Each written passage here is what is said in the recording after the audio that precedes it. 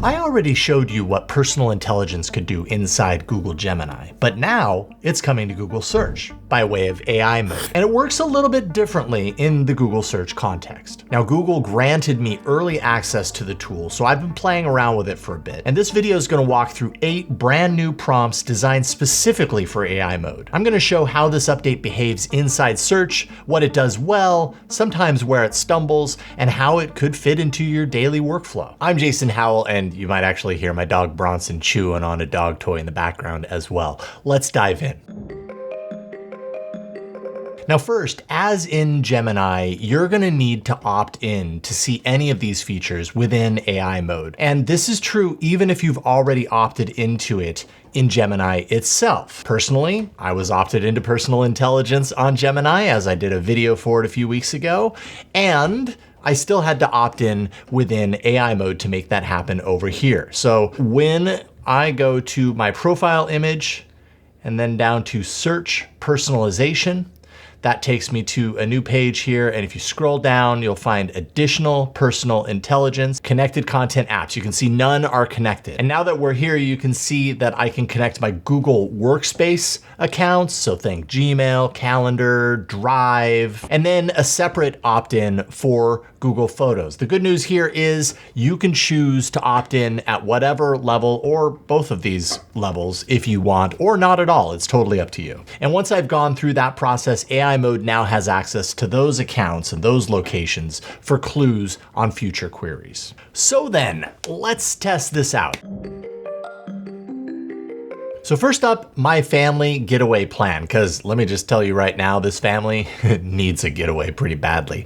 So I'm gonna paste the prompt in here, plan a weekend getaway for my family based on places we've enjoyed in the past. And the hope here is that it's gonna tap into contextual trip planning inside a search. We're starting to see the connected apps flip through, maps, history, Gmail, all that stuff, and it's taking its time to find the answer. All right, so based on my family's love for outdoor adventures and trips to California coast, Sierra Nevada, here are 3 different places to go. Okay, Lake Tahoe literally was just there last weekend, so we absolutely love going to Lake Tahoe. Never stayed at the Ritz-Carlton though. Mendocino and Albion. Oh my goodness, Albion is one of my favorite places in the world. And this is unique to me anyways. Sierra foothills and snow play, staying at the 49er Village in Amador County. I have a feeling that I probably love it, to be quite honest, so I like that.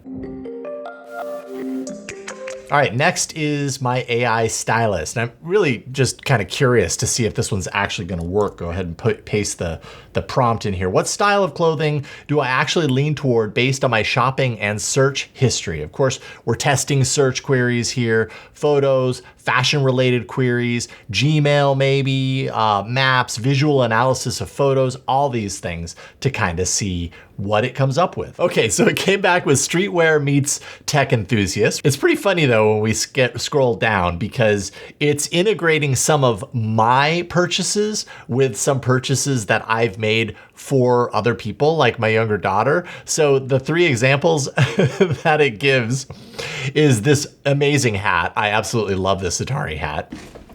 See, I told you, here it is. But these shoes, I promise you, I did not buy the Puma Scooby-Doo shoes for myself. Those are my daughter's volleyball shoes. And then the Oakley Meta Vanguard sunglasses, I get where it's coming from because I've definitely done searches and purchased the Oakley Houston glasses for myself. And I think this is probably in preparation for a podcast when the news was breaking. But it does call out here that a dedicated portion of my search history in this realm is applicable to my family members. So at least it knows that this tennis skirt from Aloe is not meant for me. Same with the clothes from Brandy Melville, I promise you that.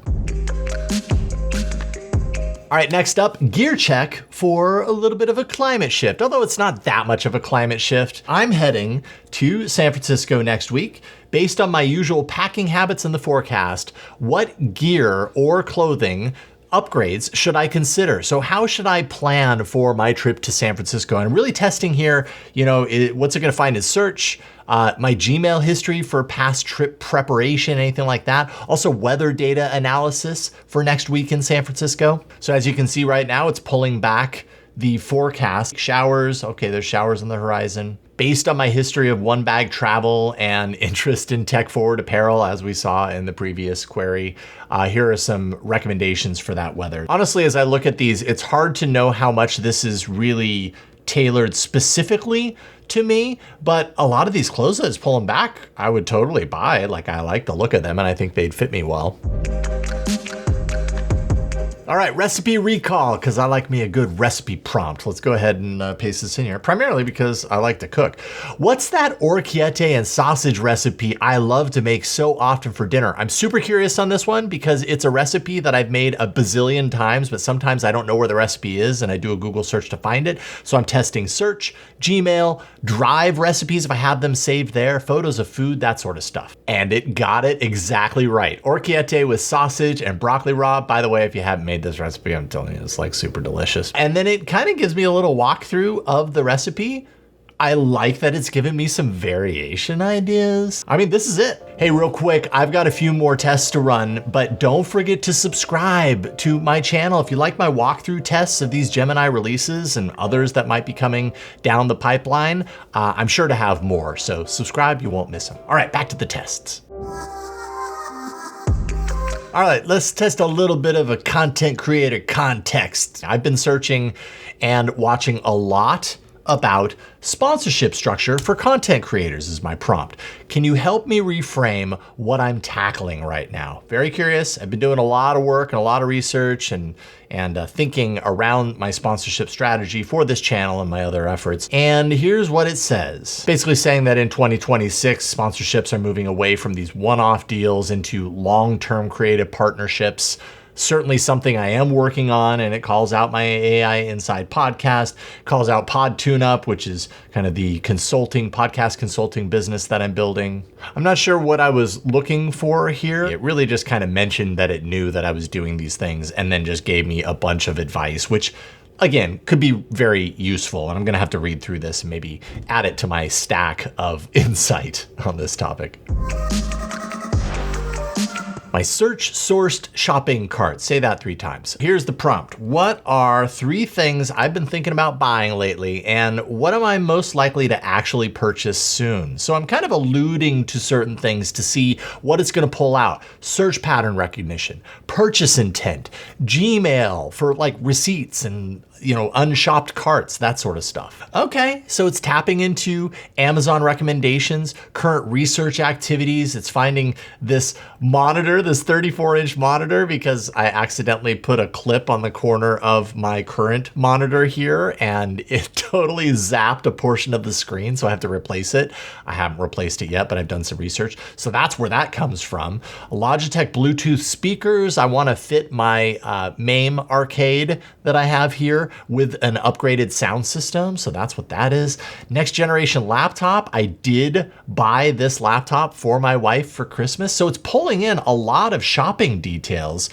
And it says most likely purchase soon is the monitor, which is super true. It's at the top of my list to replace this because, it's very inconvenient to have a portion of the screen not accessible anymore. I would give this a huge thumbs up. I think this nailed it. All right, the hobby recommender. I actually do have a lot of hobbies, not the least of which is music, but my prompt, because I'm curious to see what it comes up with based on what it knows. Based on how I spend my time online, what's a hobby I should probably try next? All right, it knows, I'm a content creator, music production, high intensity outdoor fitness. These are totally a few of my hobbies. Synthesizer and audio hardware building. I did recently go to someone's house to pick up a Kawai K4 synthesizer, and this is what he did. This is like his full-time job, is getting these synths and upgrading them, and I found it fascinating. So that's cool. Not quite sure I understand game development for audio related to my podcast consulting business, but hey, there was a time in my life when I thought I was going to get into game audio. And digital music, library curation, quality optimization, that's all right. But I do own the Korg MS-20 Mini, and so there's that. In fact, it's right back there. Okay, so I give it like a maybe veering on thumbs up. And finally, a little bit of quiet signal here. Let's paste this in. What do I mean? What's something I haven't directly searched for, but I seem to be circling around? And I think this really tests a synthesis of these fragments of queries and searches, right? Reasoning versus simple retrieval of data and information. Okay, so this is interesting. Immersive personal media architecture.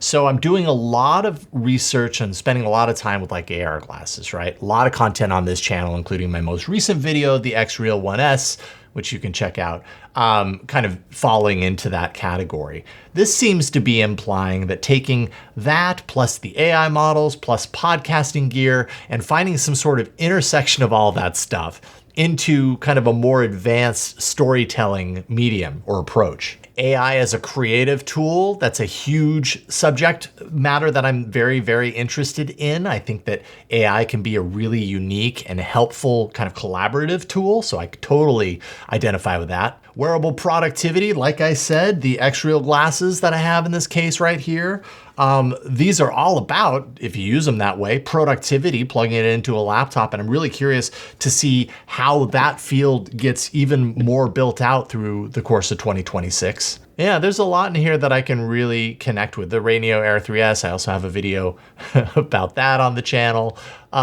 This is a really interesting insight. I love this. So look, personal intelligence inside of AI mode is in many ways very similar to what you get inside of Gemini. But there are some notable omissions, right? We don't have the YouTube hooks. We don't have the YouTube music hooks, but this really integrates kind of some of the things that are a little bit more connected to our search intent, which honestly makes sense, right? This is part of AI mode, which is part of search. And so this tends to be a little bit more dialed into that, at least on the surface with this test. But if those other aspects are interesting to you, don't forget, I did a whole video on the introduction of personal intelligence into the Gemini model with a whole slew of other unique tests to showcase what the new features can do there. And let me tell you, it can do a lot. Make sure to catch that video next. And please leave a comment below. Is personal intelligence getting your mind going as to the unique ways that you can actually use these tools? And if so,